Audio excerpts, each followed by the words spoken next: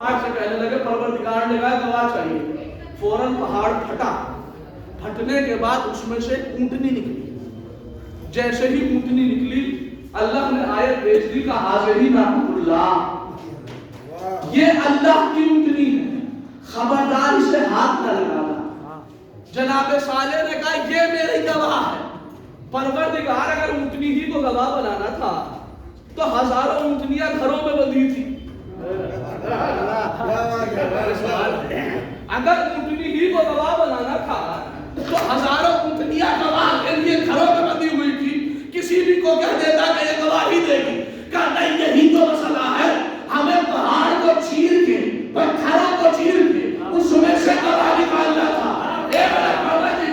سمجھانا کیا چاہتا ہے کہ دنیا کے مسلمانوں کے ذہن میں یہ فکر ڈالنا چاہتا ہوں کہ ہمارا مزاج یہ بھی ہے کہ ہم جب کسی نبی کا گواہ بھیجتے ہیں تو پتھروں کو چھاپ کر لیتے ہیں. سالے کی اونٹنی بھیجی تو پہاڑ کے پتھروں کو چھاپ دیا. محمد کا گواہ علی بنا بتانے کی بنا.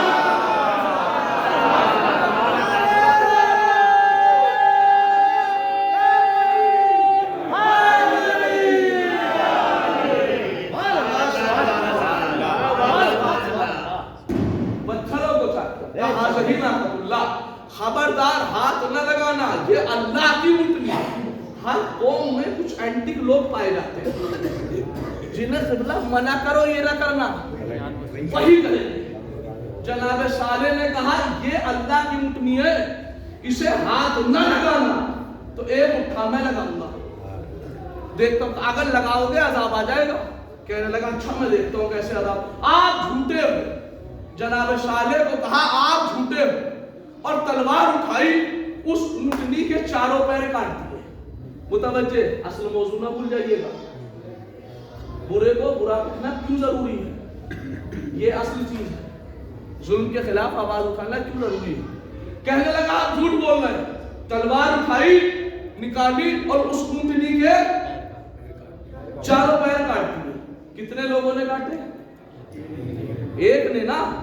کتنے لوگوں نے؟ ایک نے. اتنی سی چیز کے لیے اتنی لمبی تفسیر سنانی پڑی مجھے. ایک آدمی نے پیر کاٹے, ایک آدمی نے پیر کاٹے, ایک آدمی نے پیر کاٹے. اللہ قرآن میں 7 قسمیں کھا کے کہہ رہا ہے ان سب نے صالح کو جھوٹا کہا, ان سب نے مل کے اونٹنی کے پیر کاٹ دیے. نتیجہ یہ ہوا کہ 70,000 لوگوں پہ عذاب آ گیا. یہ خود نہیں گیا, 70,000 لوگوں کو لے کے ڈوبا. پروردگار تو عادل ہے, ارے ایک پہ عذاب کرتا, تو نے 7 قسمیں کھا کے کہا سب نے کاٹے. پروردگار بتاتا ہے کہ یہی تو دنیا کو بتانا ہے کہ صرف ظلم کرنے والا ظالم نہیں ہوتا. ارے تو اس میں لعنت نہ کرے گا.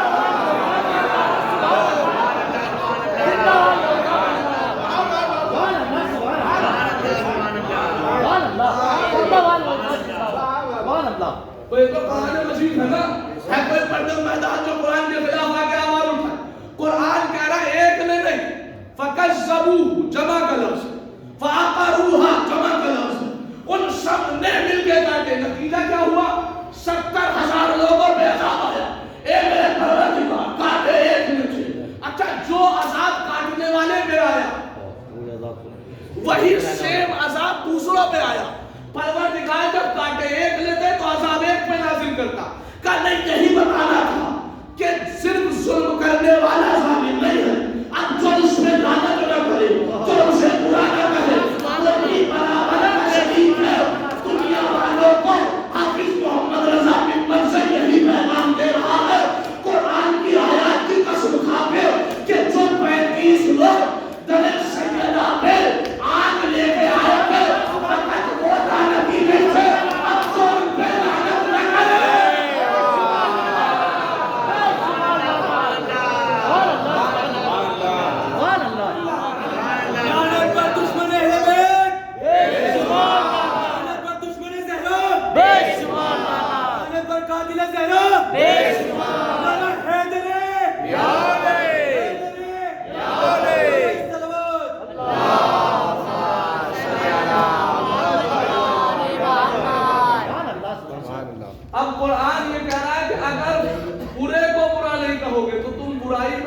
برابر کے شریک ہیں.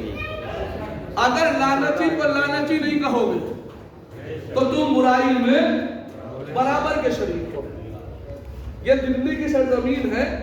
ہندوستان میں ابھی کچھ سال پہلے ایک وائرس آیا تھا نہ, وہ جسموں کو خراب کرنے والا نہیں, عقیدوں کو خراب کرنے والا ہے, جس کا نام تھا ذاکر نائک. اس نے ایک مینٹلٹی پھیلائی تھی. وہ یہ مینٹلٹی تھی کہ صاحب یزید کو برا نہ کرو, اس لیے کہ کربلا میں جو جنگ ہوئی ہے وہ 2 شہزادوں کی جنگ تھی. سنی ہوگی آپ نے یہ بات, ایک طرف ایک شہزادہ, ایک طرف ایک شہزادہ, لہذا یزید کو برا نہ کرو. آج اسی کی نسل سے کچھ لوگ سوشل میڈیا پہ, فیس بک اور انسٹاگرام پہ اور خصوصاً ٹویٹر پہ ٹویٹ کر رہے ہیں. وہ لکھتے ہیں صاحب فدق کے بارے میں خاموشی اختیار کر لو, کسی کو برا نہ کہو. کہا کیوں؟ کہا ایک طرف صدیق ہے تو دوسری طرف صدیق ہے.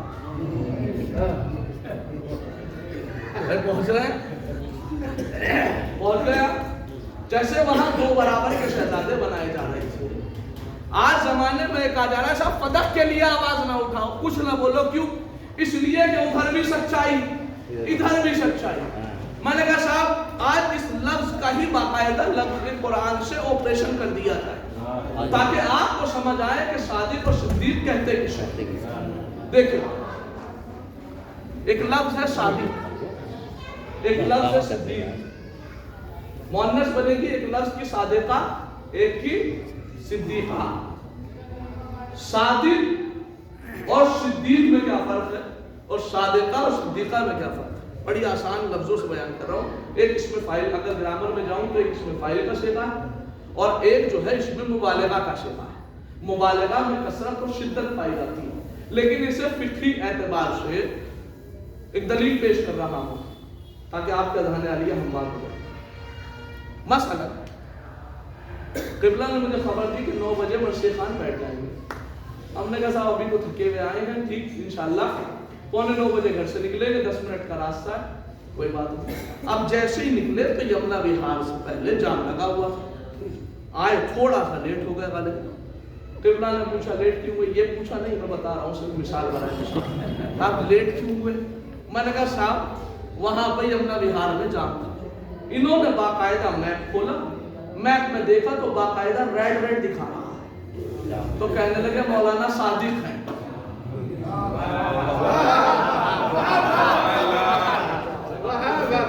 بالکل آسان لفظوں میں نے بتایا, مولانا صادق ہیں. صادق یعنی واقعہ جان پہلے لگا, خبر بعد میں دی میں نے. جو واقعے کے بعد خبر دے وہ صادق ہوتا ہے, جو واقعے کے بعد خبر دے وہ صادق اور صادقہ کہلاتا ہے. لیکن جو پہلے خبر دے دے اور بعد میں واقعہ ایسا ہے اسے صدیق اور صدیقہ کہا جاتا ہے. آپ کہنے کا مطلب نہ صدیقہ تو ہوگی جو پہلے کہتے کہ کل کپڑے آئیں گے,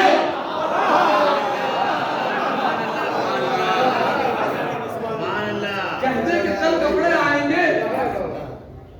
اب چاہے سلنے گئے ہو یا نہ گئے, فرشتوں نے دھاگا خریدا ہو یا نہ خریدا, لیکن ایمرجنسی میں جبریل کی لینڈنگ کروانی پڑی.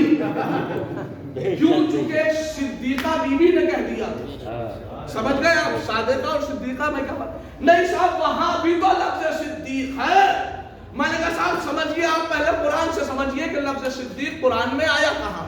قرآن کا 17واں پارہ سورہ مبارکہ انبیاء, ارشاد ہوتا ہے بسم اللہ الرحمن الرحیم, انہو کانا صدیقا نبیّا. اللہ قرآن میں کہتا ہے میں نے ابراہیم علیہ السلام کو صدیق بنایا اور نبی بنایا. کس نے کہا؟ اللہ نے بنایا. کس کو بنایا؟ جناب ابراہیم علیہ السلام کو بنایا. اللہ کہہ رہا ہے میں نے صدیق بنایا. لیکن صحیح بخاری میں امام بخاری یہ لکھتے ہیں کہ جناب ابراہیم نے اپنی زندگی میں 3 جھوٹ بولے. میں کہوں گا پروردگار نے بنایا, کب پھر بھی ہم نے کہہ دیا تو بولے ہیں. بھائی صحیح بخاری کہہ رہے ہیں مسلمانوں کی معتبر کتاب, کہ جناب ابراہیم نے 3 جھوٹ بولے. ذمہ داری سے کہہ رہا ہوں اس لیے کہ آپ جانتے ہیں کہ میں لیفٹ رائٹ باتیں کرنے کا عادی نہیں. مجھے صرف 2 ہی کتابوں سے پڑھنا آتا ہے. ایک تو وہ کہ جو باتیں صحیح ہے, ایک وہ کہ جس کا صرف نام صحیح ہے. تو لہٰذا انہی 2 کتاب سے آپ کی بارگاہ میں پہلی آیت ہے, دوسری روایت ہے. ایک جو سچ میں صحیح ہے انہو کان صدیقا نبیہ, اور ایک صحیح بخاری میں جو امام بخاری نے لکھا. اللہ کہہ رہا ہے میں نے صدیق بنایا, لیکن امام بخاری کہہ رہا ہے جناب ابراہیم نے 3 جھوٹ بولے. ایک لفظ میں توجہ, اللہ کہہ رہا ہے میں نے صدیق بنایا, کب پھر بھی 3 جھوٹ بولے. کب میں نے بنایا, کب پھر بھی 3 جھوٹ بولے. اللہ نے کہا میں نے بنایا, کب پھر بھی 3 جھوٹ بولے. جیسے ہی میں نے یہ روایت پڑھی کم سے کم میری عقل میں اتنا پڑ گیا کہ مسلمانوں کی مینٹلٹی یہ ہے کہ جسے اللہ صدیق بنایا جب وہ 3 جھوٹ بول سکتا ہے تو جسے جھوٹا صدیق بنایا.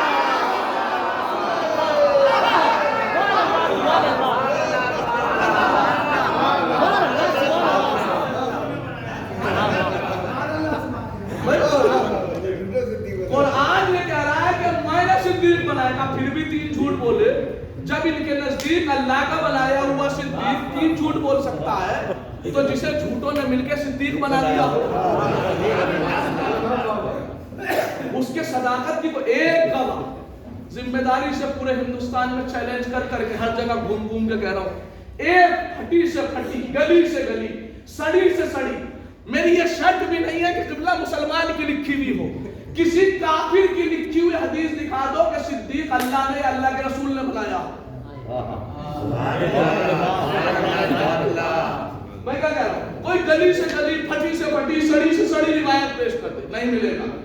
لیکن ایک طرف تو میں نے کر دیا کہ کیسے تھے, دوسری طرف جو بی بی کھڑی تھی وہ صدیقہ تھی یا نہیں تھی. تو مسلمانوں کی معتبر کتاب میں لکھا ہے کہ رسول نے فرمایا میں نے اپنے بعد زمین پہ اگر کسی کو سب سے زیادہ سچا پایا ہے تو وہ فاطمہ.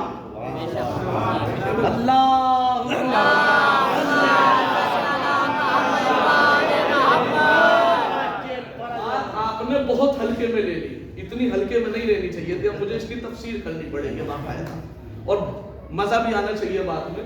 دیکھیں لفظ صدیقہ زہرا کے آگے لگانے سے, لفظ صدیقہ زہرا کے آگے لگانے سے بی بی کی عظمت میں کوئی اضافہ نہیں ہوتا.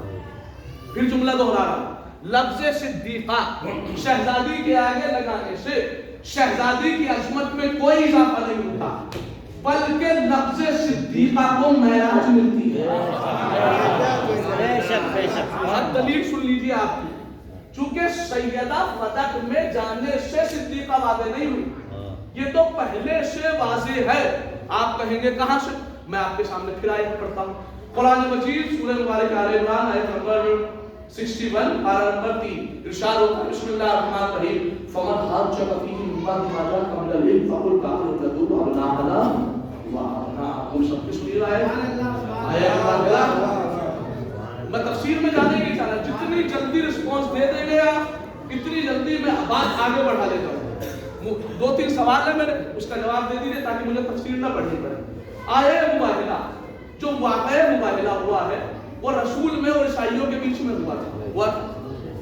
عیسائی یہ کہہ رہے تھے کہ عیسیٰ علیہ السلام اللہ کے بیٹے, رسول کہہ رہے تھے اللہ کے نبی ہیں اور بندے ہیں. نبی سمجھا رہے تھے, وہ سمجھ نہیں دیتے. نبی ان کو سمجھانے کے لیے کافی نہیں ہوئے. اللہ نے اچھا کہ ان کا سوال یہ تھا کہ جناب عیسیٰ بغیر باپ کے کیسے ہو سکتے ہیں, آج تک ہم تو بغیر باپ کے پیدا نہیں ہوئے, تو یہ کیسے بغیر باپ کے پیدا ہوئے. تو اللہ نے فوراً قرآن کی آیت دی, میں تفسیر سنا رہا ہوں آپ کو بہت بڑی, کہ اِنَّا مَثَلُ عِنْدَ اللَّهِ اِنَّا مَثَلُ عِیسَىٰ عِنْدَ اللَّهِ كَمَثَلِ آدَمَ. اللہ کے نزدیک عیسیٰ کی مثال آدم کی طرح ہے. جب وہ آدم کو بغیر ماں باپ کے پیدا کر سکتا ہے تو عیسیٰ کو بغیر باپ کے نہیں کر سکتا. یہ بات یہاں پہ فائنل ہو گئی, لیکن انہوں نے کہا ابھی بھی ہمیں سمجھ میں نہیں آئی, ہم نہیں مانیں. اللہ کا نبی قرآن سمجھا رہا ہے, لیکن قرآن نبی کو ان کے سمجھانے کے لیے کافی نہیں ہوا. پھر کافی کیا ہوا, کا پنجتن کو لے گیا. آپ نے لطف نہیں لیا سننے کا.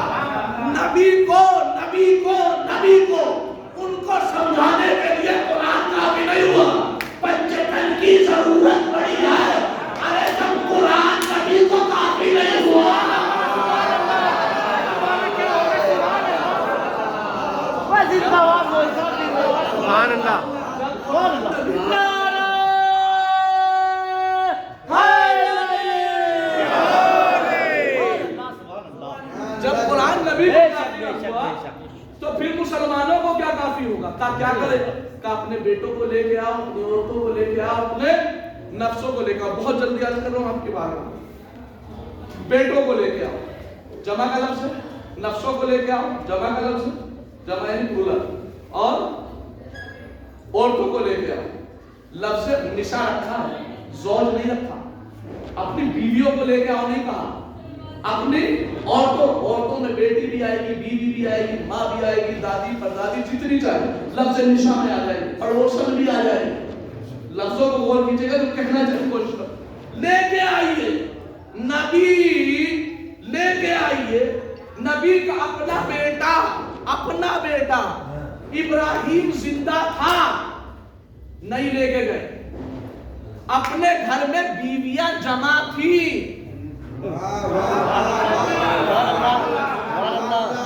नहीं लेके गए। और एक जुमला हो गया तो चाहे जैसे लोग खाइएगा, ये सारी की सारी चीजें एक जुमले के लिए पढ़ रहा हूं। एक जुमला यहाँ पे कहता है, चलो बेटी,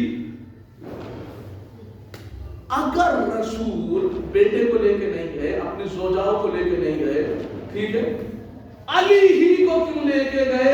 कहा था नफ्सों को लेके आओ। अगर रसूल के 4 बेटियां थी तो जो 3 बेटियां थी उनके शोहर भी कौन थे?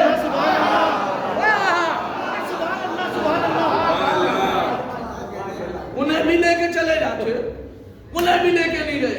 किसे लेके गए? अपनी बीवी नहीं, अली की बीवी। इस लहजे में सुनिए, अपनी बीवी नहीं, अली की बीवी। अपने बेटे नहीं, अली के बेटे।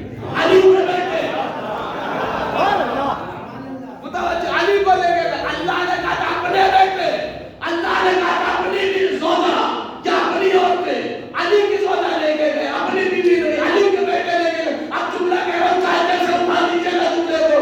अरे रसूल ने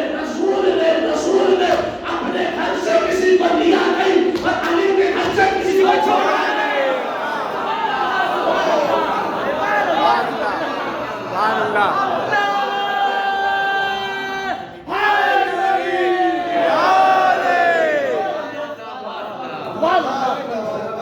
अपने घर से किसी को लिया नहीं, अली के घर से किसी को छोड़ा नहीं।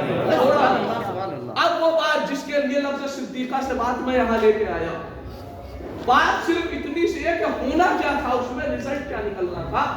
साहब होना ये था कि सुम्मा नबतहिल फनजअल लानतल्लाहि अलल कादिरीन, झूठों पे लानत करनी थी। होना क्या था भाई, सादी ज़बान में कह दूं, इसलिए कि मजलिस जितनी सादी ज़बान में पढ़ी जाए इतना अच्छा, क्योंकि आजकल हमारी उर्दू की जो सतह थी वो कम होती जा रही है। कॉलेजों में पढ़ने वाले बच्चे, होना यह था कि हाथ उठा के ये कहना था कि जो झूठा है वो खत्म हो जाए, वो मर जाए। इतना सही होना था, हाथ उठा के इतना कहना था जो झूठा है वो मर जाए। बस सिर्फ इतनी सी बात थी, सिर्फ इतनी सी बात थी, जो झूठा है वो मर जाए। अब इंसाफ से बताइए, मैं कहता हूँ अच्छा मुसलमान छोड़िए, किसी शराबी मुसलमान को लेके आइए, उससे भी अगर आप ये पूछिए कि अगर रसूल अकेले मुबाहिले में जाके अकेले हाथों को उठा के ये कह देते अगर मैं सच्चा हूं तो इन्हें मार दे, कोई बचता नहीं? बचता ना। मियां जब एक से काम हो रहा है तो 5 को क्यों लेके जाता है? बात समझ गए? सवाल समझ आ गया? अब जवाब सुनिए। का साहब अगर बात सिर्फ दुआ की थी और ईसाइयत को खत्म करना था तो अल्लाह के इरादे में अगर होता कि ईसाइयत को खत्म करना था तो कोई फयकून का मालिक है कि जमीन में कोई भी ईसाई बाकी न रहता। लेकिन मतलब ये है कि ईसाइयत को खत्म नहीं करना था, मेरे परवरदिगार ने करना क्या था? का हमें मुबाहिला में मुसलमानों के दरमियान में असल में सच्चों के चेहरे की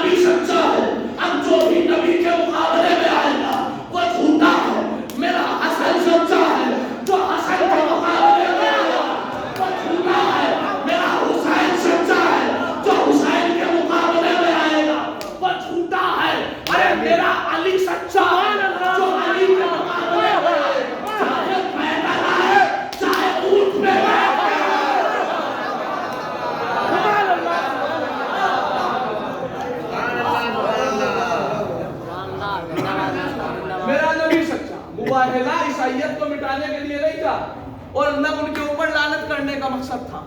اگر ان کے اوپر لعنت کرنی ہوتی تو ہر عیسائی لعنت اللہ ہوتا. ان کے مقدر میں نہیں تھی تو پھر کس کے مقدر میں تھی؟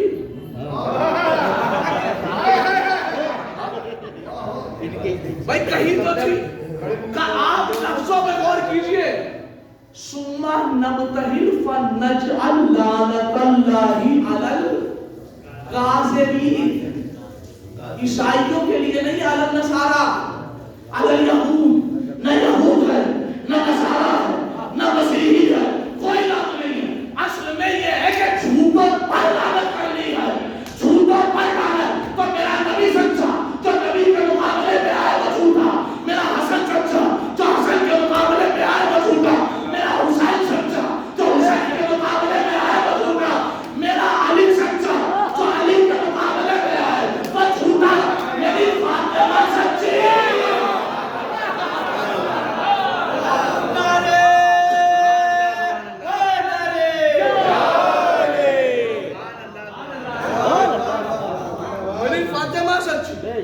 تو جو فاطمہ کے مقابل میں آئے وہ جھوٹا, جو فاطمہ کے مقابل میں آئے وہ جھوٹا, اور جھوٹے پر ہی تو لعنت ہونی تھی. یہی وجہ ہے کہ اگر اس جھوٹے کا نام ذہن میں آتا ہے تو نام بعد میں آتا ہے, لعنت اللہ پہلے آتا ہے. پھر ایک اور ذہن پہنچا دیں, بہت لطف اٹھائیں گے. اللہ نے مباہلہ میں سچوں کے چہرے دکھائے, کہا یہ سچے ہیں, ان کے مقابل میں جو بھی آئے وہ جھوٹا ہے. بات ہو گئی. نبی کے مقابل میں کون آیا؟ ابو لہب, ابو جہل, جتنے بھی ابو تھے سوائے مٹی کے باپ کے, سوائے قرآن کے باپ کے, جتنے بھی تھے سارے مقابلے میں آئے. علی کے مقابلے میں کون آیا؟ جتنے بھی چالاک تھے. پہنچ رہی ہے بات. فقیر شام جیسا جنگ نہروان میں آئے, جنگ جمل میں آئے, جنگ صفین میں آئے. حسن کے مقابلے میں کون آیا؟ وہی فقیر شام. حسین کے مقابلے میں کون آیا؟ کربلا میں یزید کا لشکر. نہیں پہنچی بات, اور آسان اشارہ کر کے سمجھاؤں چونکہ اشاروں سے بہت جلدی بات پہنچتی ہے. نبی کے مقابلے میں ابو لہب چل کے آیا, ابو جہل چل کے آیا. علی کے مقابلے میں صفین میں لوگ چل کے آئے. حسن کے مقابلے میں صلح کے ٹائم مخالف چل کے آیا. حسین کے مقابلے میں کربلا میں لوگ چل کے آئے. ان چاروں کے مقابلے میں باقاعدہ لوگ چل کے آئے اور لعنت اللہ کا ٹیگ لے کے چلے گئے. اب سیدہ کے دشمن نے اپنی طاقت کی نہیں تھی کہ چل کے آتا. سیدہ نے کہا میں خود چل کے جاؤں گی.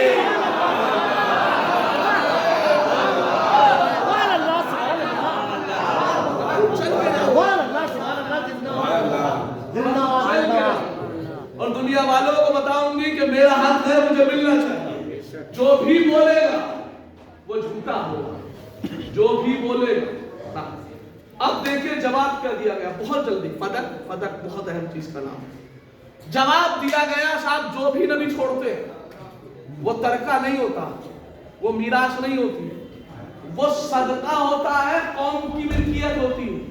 لہذا نبی کے بعد ساری کی ساری پراپرٹی بیت المال کی ہوگی. یہی بات تھی, یہی جواب تھا. اب وہ جملہ پڑھ رہا ہوں جو جملہ مسلسل 1 مہینے سے ہمارا وائرل ہو رہا ہے. اب دیکھتا ہوں قسم خدا کی کتنا آپ لوگ اٹھائیں گے, اور اگر نہیں پہنچے تو پھر میں اسے سمجھا کے پڑھوں گا. متوجہ, ابھی صرف جملہ آپ کے بارے میں متوجہ. کا ایک فیصلہ سنایا کہ رسول نے حدیث فرمائی تھی. کیا وہ حدیث یہ تھی کہ ہم جو بھی چھوڑتے ہیں وہ ترکہ نہیں ہوتا, میراث نہیں ہوتی. وہ کیا ہوتا ہے؟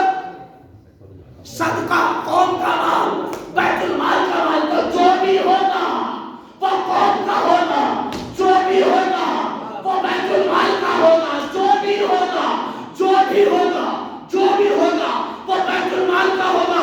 میں نے بے ساختہ اعلان مائک میں بیٹھ کے کہا اگر مسلمانوں کا قافیہ یہی تھا, سابیہ یہی تھا کہ نبی جو بھی چھوڑیں گے وہ قوم کا مال ہوگا, وہ بیت المال کا مال ہوگا, تو مجھے اتنا بتاؤ کہ حسنین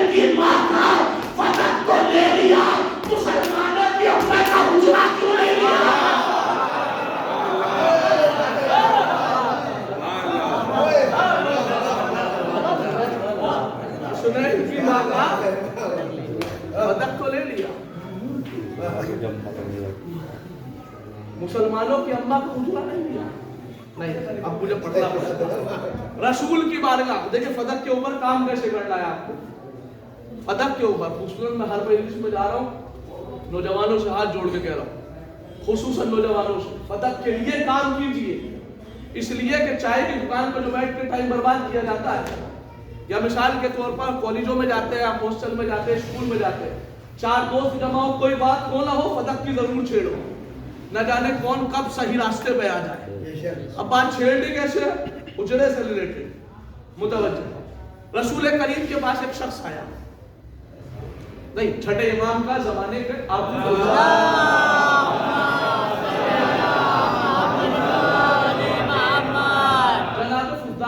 چھٹے امام کے زمانے میں، اور اس وقت مسلمانوں کے بھی بہت بڑے امام تھے. کیا نام تھا؟ امام اعظم. کیا تھا؟ امام اعظم کون تھے؟ ابو حنیفہ، خدا سلامت رکھے. ابو حنیفہ وہ جب درس دیا کرتے تھے، ایک صلوات پڑھے محمد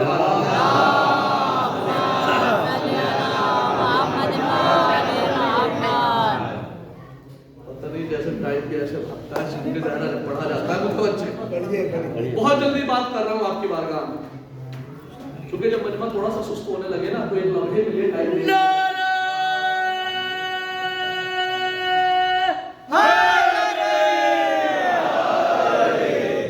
بھائی میں نے چھیڑ دیا آپ کی منچاہی بات. متوجہ. امام کا چاہنے والا امام اعظم جب درس دیا کرتے تھے، 4000 4500 لوگ بیٹھ کے اس درس کو لکھا کرتے تھے. امام کے چاہنے والے نے کہا کہ آج مجھے فدق ثابت کر کے آنا ہے بھرے مجمع کے اندر. وہ اس زمانے میں آئے، اس ٹائم پہ جب درس دیا جا رہا، وہ خاموشی سے آ کے ایک کونے میں ایک گوشے میں جا کے بیٹھ گئے. جیسے ہی درس کمپلیٹ ہوا، امام اعظم نے کھڑے ہو کے پوچھا کیا کسی کا کوئی سوال؟ اس نے آہستہ سے ہاتھ اٹھا دیا، کہا میرا سوال ہے. اب جیسے ہی کہا کیا سوال ہے بتاؤ. کہا امام اعظم میرا ایک بھائی ہے. کہا اچھا، اس کا سوال ہے، اس کا جواب نہیں ملنا، اس کا جواب نہیں ملنا ہے، آپ جواب دے دیجیے. کہا بتائیے. کہا اس کا سوال یہ ہے کہ رسول علی سے زیادہ محبت کرتے تھے یا پھر ان صحابیوں سے زیادہ محبت کرتے تھے؟ پہنچ گیا سوال؟ پہنچ گیا. علی رسول سے زیادہ محبت کرتے تھے یا پھر ان صحابیوں سے زیادہ محبت کرتے تھے؟ کہنے لگے جواب دے دینا، علی رسول علی سے زیادہ محبت نہیں کرتے تھے، اصل میں صحابیوں سے زیادہ محبت کرتے تھے. کہا اچھا. کہا میں نے یہی کہا تھا. کہا پھر؟ کہا اس نے دلیل مانگی ہے. اس نے دلیل مانگی ہے کہ رسول علی سے اتنی محبت ہے، ان سے زیادہ کرتے تھے. کہا دلیل یہ ہے، جا کے کہہ دینا علی رسول علی سے زیادہ محبت نہیں کرتے تھے. دلیل یہ ہے کہ علی کو ہمیشہ چیک کرنے کے لیے بھیج دیتے تھے، انہیں ہمیشہ قریب میں بٹھا کے رکھتے تھے.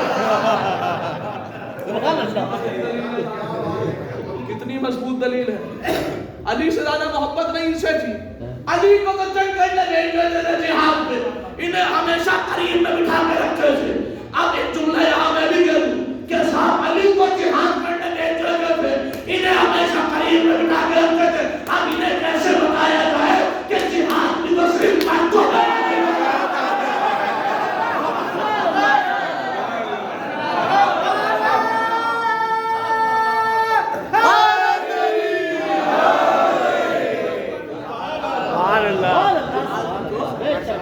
ہمیشہ مردوں کا صاحب نہیں، علی سے زیادہ محبت ان سے کرتے تھے.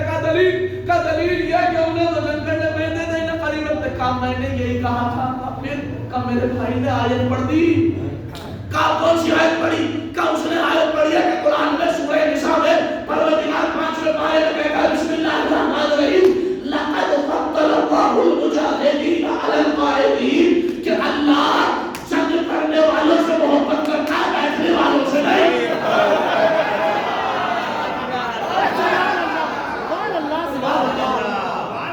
جنگ کرنے والوں سے محبت، بیٹھنے والوں سے. امام اعظم جی کا جواب دیجئے. دوسرا ہاں ایک جواب ہے. کا بتائیے. کا علی سے زیادہ محبت نہیں تھی. کا پھر ان سے تھی. کا دلیل یہ ہے کہ دیکھیے علی سے زیادہ نہیں، ان سے ان کی دلیل یہ ہے محبت کی کہ آج تک انہیں اپنے آس پاس میں کہاں رکھا ہے. علی کو موجود نجف میں دفن बताओ मोहब्बत किससे ज्यादा हूं? कहा मैंने यही कहा था। फिर कहा उसने फिर आयत पढ़ दी। उसने कहा कौन सी आयत पढ़ी? कहा उसने कहा है वो मानता है कि नबी के बाद आपने कहा फिर कहा उसने आयत पढ़ी है कि परवरदिगार कुरान के 22वें पारे में सूरह मुबारक अहज़ाब में आयत नंबर 53 में कहता है बिस्मिल्लाहिर्रहमानिर्रहीम या अय्युहल्लज़ीना आमनू ला तदखुलू बुयूतन नबी इल्ला अय्युज़न लकुम। ए ईमान लाने वालों, नबी के घर में, नबी की जगह में जब तक दाखिल ना हो जाना, जब तक तुम्हें इजाजत न मिल जाए, बताओ दफन करने की इजाजत किसने दी थी?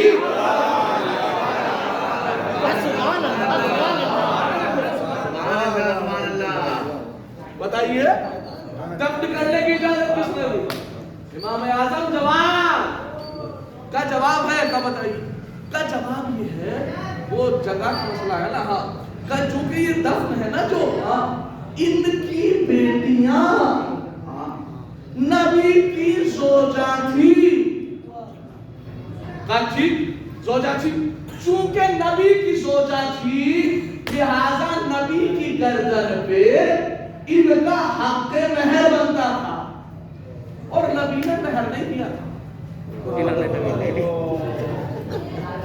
देखिए कितनी मजबूत दलील है, कितनी मजबूत दलील कि साहब नबी ने महर नहीं दिया।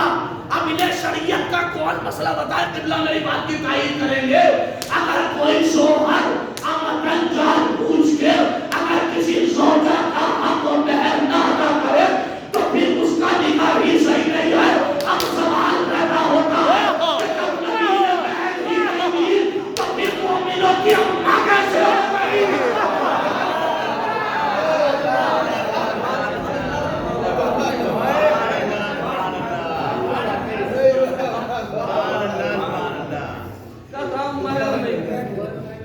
आज ये क्लियर मैं अभी कर दूं, इसलिए कि अभी मैं महाराष्ट्र से पढ़ के आया, ये जुमला हमने पढ़ दिया तो वहां से फोन आने लगे, आपने कहा महर, हमने तो दी नहीं। तो मसला यही क्लियर कर दूं, अगर बीबी जोजा जो है महर माफ कर दे तो कोई जरूरत नहीं है। हमारे यहाँ माफ करवाने वालों की तादाद बहुत है। सलावत पढ़े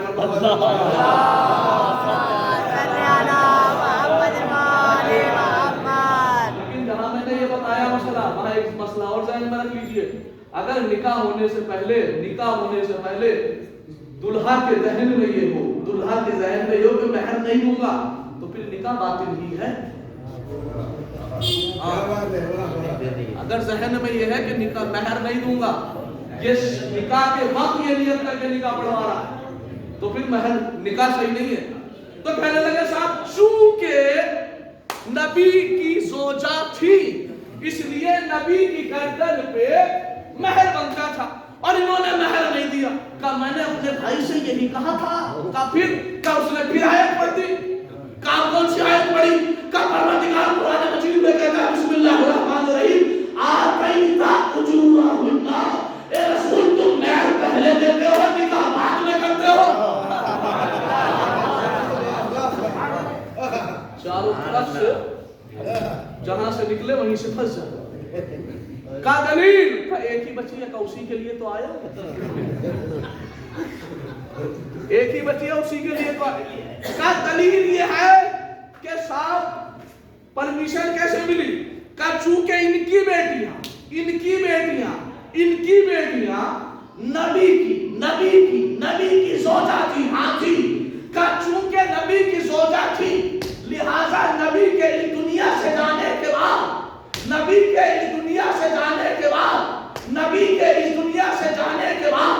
नबी की जो मीरास बची, मीरास में से इन्हें उजरा मिला।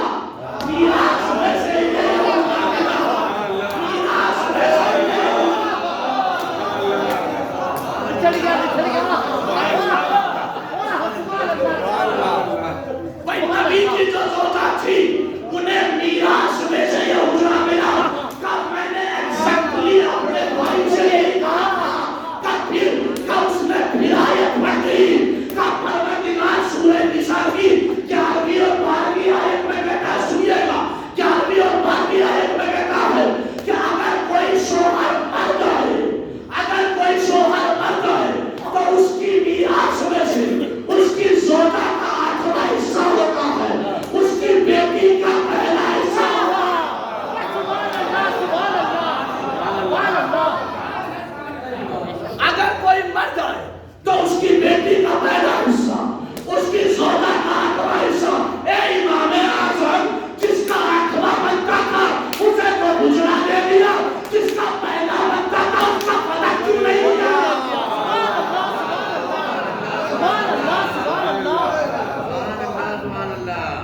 بتائیے جواب، کہنے لگے نہیں ہے، لیکن اس نے دے کے بھیجا ہے جواب۔ آپ سوچئے کہ جس کے سوال اتنے خطرناک ہو اس کا جواب کتنا بھاری ہوگا۔ اور سنیے، اور قسم خدا کی بڑا سخت جملہ ہے۔ کہنے لگا اس نے جواب دے کے بھیجا، کہا کیا؟ کہا امام اعظم سے جا کے کہہ دینا ان کے پاس صرف دو راستے۔ کہا کون سے دو راستے؟ کہا پہلا راستہ تو یہ ہے کہ یا تو وہ شرافت سے فدق کو میراث سیدہ مان لے، کیونکہ مانے گا تبھی تو تدفین جائز ہوگی نا۔ اب جملہ سن لیجیے پوری طاقت سے۔ کہ اس میرے بھائی نے جواب دے کے بھیجا گا کیا؟ کہ امام اعظم سے کہہ دینا ان کے پاس صرف دو ہی راستے ہیں۔ کہ کیا؟ یا تو پہلا راستہ یہ ہے کہ فدق کا میراث سیدہ مان لے، کہ اگر نہیں مانا تو دوسرا راستہ یہ ہے کہ اپنے بڑے مردے کی کہانی اور کہیں اور لے کے جائے۔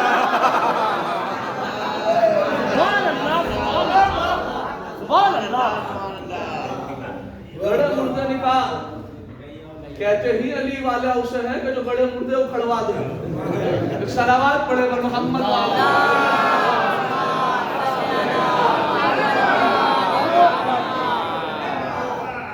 تو لہذا فدق جس کا شریعت میں پہلا حصہ، پہلے حصہ کے لیے کہہ دیا صاحب گواہ گواہ گواہ، سیدہ نے 3 گواہ پیش کیے۔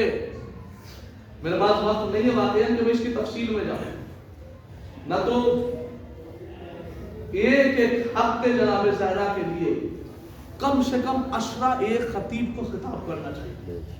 سب کی جگہ نہیں کٹوا رہا پھر معذرت کے ساتھ اب یہ سوچے کہ لوگ کی خطاب کروا لینا، میں تو خود اتنا مصروف ہوں معذرت، لیکن حقیقت بتا رہا ہوں میں کہ اگر اس پہ آپ 10 کی 10 مجلس حق زہرا کے دلائل میں سنیں گے پھر بھی وہ کم ہے، کیونکہ بی بی نے جو فدق میں خطبہ دیا ہے، آپ کو پتا اصل ماجرا کیا تھا؟ اصل ماجرا کیا تھا؟ اصل ماجرا یہ نہیں تھا کہ وہ فاطمہ کو یہ نہیں جانتا تھا کہ فاطمہ سچ بول رہی ہے۔ میں آپ کو بہت پوائنٹ کی بات بتا رہا ہوں اور بڑی تحقیق کے بات بتا رہا ہوں، اس لیے کہ میرا عادت یہ ہے کہ میں جو باتیں بس ذہن میں آئی ممبر پہ پڑھ دی وہ نہیں، بات آئے گا تحقیق ہو تو ممبر سے بات، اس لیے کہ ممبر غیر ذمہ دارانہ بیان کرنے کی جگہ ہی نہیں ہے، یہ آپ بات مانتے ہیں متوجہ۔ اصل مسئلہ یہ نہیں تھا کہ وہ حاکم جو تھا اسے نہیں پتا تھا کہ فاطمہ سچ بول رہی ہے یا جھوٹ بول رہی ہے، پتا اسے بھی تھا کہ فاطمہ سچ بول رہی ہے، پتا تھا یا نہیں تھا؟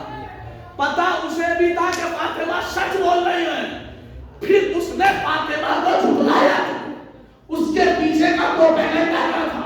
اس کے پیچھے کا پروپیگنڈا اصل میں یہ تھا وہ جانتا تھا کہ فاطمہ سچ بول رہی ہے، لیکن اگر وہ فاطمہ کو فدق دے دیتا، اگر وہ فاطمہ کو فدق دے دیتا، اگر وہ فاطمہ کو فدق دے دیتا اور فاطمہ دربار سے سچی ثابت ہو کے چلی جاتی تو اس کے ذہن میں یہ تھا کہ آج فدق لے کے جائے گی، کل کو پھر دربار میں آ کے کہہ دے گی جس ممبر پہ تو بیٹھا یہ تیرا ہے۔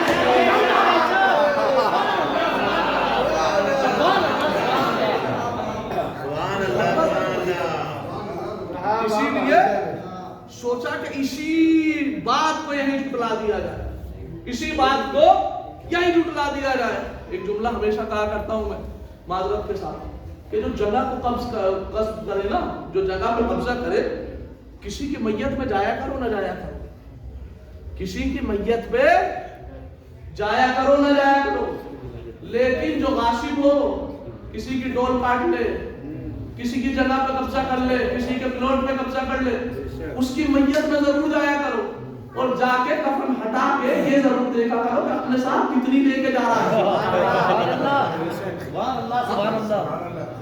اپنے ساتھ کتنی لے کے جا رہا ہے۔ تو میں یہی کہتا ہوں کہ جو سیدہ کے حق کو غصب کر کے دنیا سے گیا تھا اس کے جنازے میں بھی دیکھنا چاہیے تھا کہ اپنی قبر میں فدق کی کتنی کھجوریں لے کے جا رہا ہے۔ کھجور تو گئی ہوگی نہیں گئی ہوگی لیکن لعنتوں کا ہار ضرور گیا ہوگا، کوئی متوجہ ہے، لعنتوں کا ہار ضرور ہوگا۔ ایک صلوات پڑھے گا محمد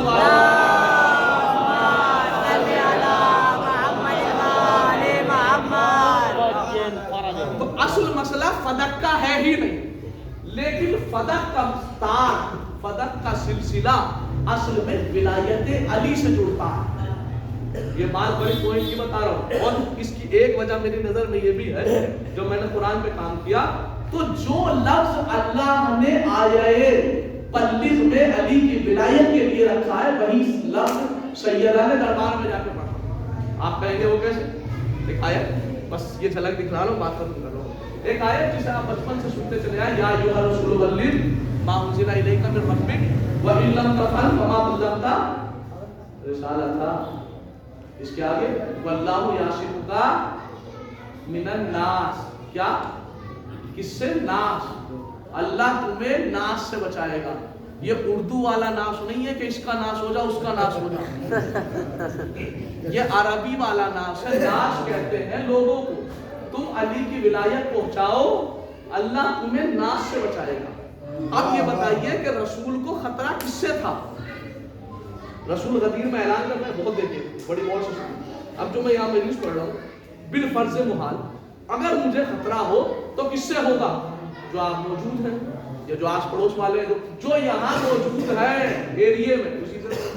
अब रसूल गदीर के मैदान में ऐलान कर रहे हैं, चारों तरफ कोई नहीं है सिवाय हाजियों के, तो रसूल को खतरा किससे था? हाजियों से था। तो अल्लाह ने इन हाजियों के लिए लफ्ज़ नास रखा। किसके लिए? आज बड़ी समझा के पढ़ रहा हूँ ताकि ज़हन में फीड हो जाए। हाजियों के लिए लफ्ज़ नास रखा। अब कुरान की इस्तिलाह सुनिए। अल्लाह कुरान में जब बात करता है, जब मोमिनों से बात करता है, 300 से ज्यादा बार कुरान में आया, या अय्युहल्लज़ीना आमनू। क्या है मतलब? ए ईमान लाने वालों, ए मोमिनो। तो यहाँ खिताब किससे है? बोलिए, बड़ी कुरान है मोमिनों से। जब कहा या अय्युहल्लज़ीना कफरू, या खिताब किससे है? काफिरों से, मोमिन से नहीं है ना। जब कहा या अय्युहल मुनाफिकून, तो खिताब किससे है? मुनाफिकों से। यानी जब मोमिनों से खिताब किया तो कहा या अय्युहल्लज़ीना आमनू, जब काफिरों से खिताब किया या अय्युहल्लज़ीना कफरू, जब मुनाफिकों से खिताब किया तो या अय्युहल मुनाफिकून। लेकिन ऐसा कोई लफ्ज जहां काफिर भी हो, ऐसा मजमा जहां काफिर भी हो, मोमिन भी हो, मुनाफिक भी हो, उसे क्या कहा अल्लाह ने? या अय्युहन नास। या अय्युहन नास। नास का लफ्ज वहां आता है कि जिस मजमे में मोमिन भी हो, काफिर भी हो, मुनाफिक भी हो, अल्लाह ने कहा कबीर के मजमे पर नास से बचाएगा। ए मेरे माबूद, ये तो सारे हाजी है, नमाजी है, तू इन्हें नास क्यों कह रहा है? परवरदिगार ने यही तो बताया है कि जिसके दिल में अली की विलायत नहीं है, इस मजमे में मोती मौजूद है, तो कुछ भी होता है, मोती नहीं हो सकता।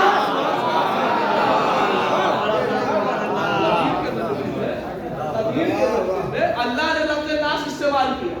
तो अब नास किसे कहा जाएगा? नास उसे कहा जाएगा जिस मजमे में मोमिन भी हो, काफिर भी हो, मुनाफिक भी हो। अगर 100% मोमिन होंगे तो या अय्युहल्लज़ीना आमनू कहा जाएगा। अगर 100% काफिर होंगे तो या अय्युहल्लज़ीना कफरू कहा जाएगा। अगर 100% मुनाफिक होंगे तो या अय्युहल मुनाफिकून कहा जाएगा। अब बात समझ में आ गई। जिस मजमे में मोमिन भी हो, काफिर भी हो, मुनाफिक भी हो, उसको कहा जाता है या अय्युहन नास। क्या तो अल्लाह ने अली के विलायत के मुनकिर और हाजियों को कहा है कि अल्लाह नास से बचाएगा? क्या यही ना सैयदा ने दरबार में जाके कहा या अय्युहन नास, या अय्युहन नास इलमू अन्नी फातिमा। ये लोगों मुझे पहचान लो कि मैं फातिमा हूं। बीबी आप तो कह देती है नमाजी हो, ए हाजी हो, कुछ तो कह देती का कैसे कह दूं जब मेरे शोहर के विलायत का मुनकिर मोमिन नहीं हो सकता, तो मेरे फदक का मुनकिर कैसे मोमिन हो सकता? तो याद रखिए, फदक के बारे में हर कोई गलत नहीं बयान देता। फदक के बारे में गलत बयान वही देता है कि जिसके कम से कम घर की दीवारें छोटी हैं, जिसके कम से कम दामन पे बदबू और धब्बा लगा। हर कोई फदक का मुनकिर नहीं होगा। और मैं जिम्मेदारी से कह रहा हूँ, यही बात तहजीबुल इस्लाम में लिखी, अपने पास से नहीं कह रहा हूँ। जाके तहजीबुल इस्लाम देखिएगा, 5वें इमाम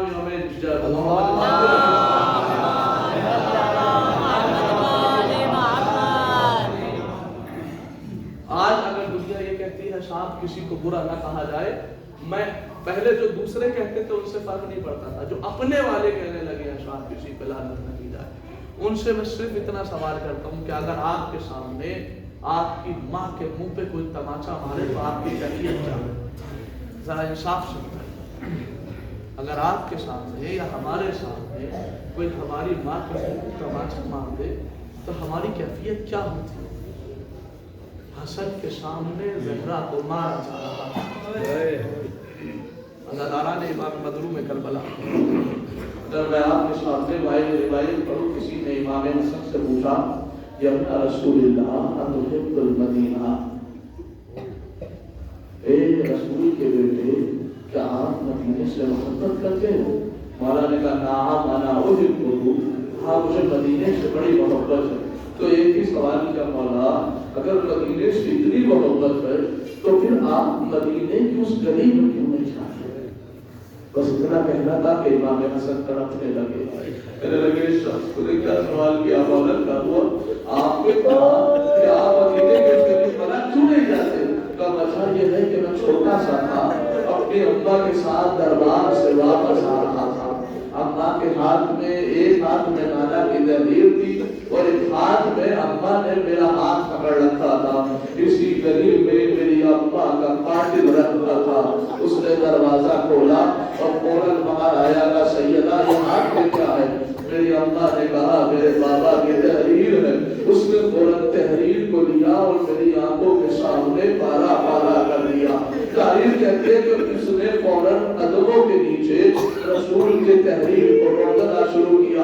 امام کہتے ہیں جیسے ہی میری اماں نے اسے بچانے کی کوشش کی, اس نے میرے سامنے میری اماں کے چہرے پہ ایسا تماچا مارا. اجرکم اللہ سکرہ, اجرکم اللہ. اس نے میرے سامنے میری اماں کے چہرے پہ ایسا تماچا مارا, میری اماں اسی گلی میں گر گئی اور میں پکارتا رہا میری اماں کا بچا. اجرکم اللہ سکرہ, اجرکم اللہ سکرہ. آپ کو کسی بات میں نہ رونا. اب دوسری روایت پڑھ رہا ہوں, بڑی سخت روایت ہے امام حسن سے کہ مولا اپنی زندگی کا سب سے سخت لمحہ بیان کیا. گریا کریے گا نا, میں صرف آپ کو احساس کرا رہا ہوں اور آج پہلا بھی نہیں کرنا, گریا بہت ہوگا. ذرا سمجھئے گا روایت. امام سے پوچھا مولا اپنی زندگی کا سب سے سخت لمحہ بتائیے جو مصیبت آلود لمحہ ہو. مولا کہتے ہیں سب سے سخت لمحہ ہوگا کہ جب ہم چھوٹے چھوٹے سے تھے اور اپنے گھر میں اپنے اماں اور بابا کے ساتھ بیٹھے ہوئے تھے. کہا مولا پھر کیا ہوا؟ کہا ہم جب اپنے اماں کے ساتھ بیٹھے ہوئے تھے اتنی دیر تک ہمارے دروازے میں کسی کی چلانے کی آوازیں آنے لگی. میری اماں نے میرے بابا کو دیکھا تو میرے بابا کے چہرے کا رنگ سبز ہو چکا تھا. کہا اے علی تم یہی بیٹھنا, میں دروازے میں دیکھتی ہوں. میری اماں دروازے میں گئی. اب تعلیم کے اس روایت کو شیخ عباس قمی نے لکھا ہے. وہ کہتے ہیں کہ امام حسن کہنے لگے کہ میری اماں کو دیکھ رہا تھا کہ اتنی دیر میں دروازے میں آگ لگا دی گئی. شیخ عباس قمی لکھتے ہیں امام حسن نے کہا میری اماں دونوں ہاتھوں سے دروازہ روکے ہوئے تھی, دروازہ جلتا رہا. اماں کے ہاتھوں میں آگ آتی رہی, آگ میں ہاتھ چلتے رہے, لیکن اماں نے دروازہ نہ چھوڑا. انہوں نے دروازے میں ہاتھ ماری. جلتا ہوا دروازہ, جلتا ہوا دروازہ, سلما کے بعد جلتا ہوا دروازہ. امام کے بعد میری اماں کے شکر پہ گرا. اب جو میں نے دیکھا نیچے فرش تھا, بیچ میں میری اماں تھی, اوپر جلتا ہوا دروازہ. امام کہتے ہیں میں نے خود اپنی آنکھوں سے دیکھا کہ جس دروازے کے نیچے میری اماں موجود تھی, ارے 35 سال بھی اسی دروازے کے اوپر پیر رکھ رکھا جا رہے تھے. اب جو میں نے اماں کو دیکھا, اماں نے پسلیاں پکڑ رکھی تھی اور کہہ رہی تھی